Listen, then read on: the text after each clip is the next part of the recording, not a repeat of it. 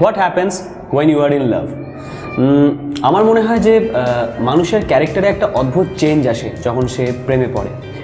তার কারণ যখন তার জীবনে কেউ থাকে না, তার একটা আলাদা একটা ইন্ডিপেন্ডেন্ট লাইফ থাকে, সেখানে যেখানে খুশি ঘুরে বেড়াতে পারে, মাস্তি করে, এই করে ওই করে।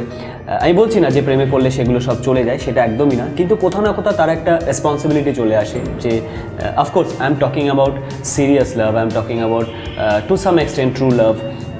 যারা সত্যি সত্যি যারা ভালোবাসো কাউকে, তখন একটা অদ্ভুত একটা রেসপন্সিবিলিটি চলে আসে, তার ভালো মন্দ নিয়ে ভাবা, তাকে খুশি রাখা, তার ইচ্ছা অনিচ্ছাগুলোকে গুরুত্ব দেওয়া।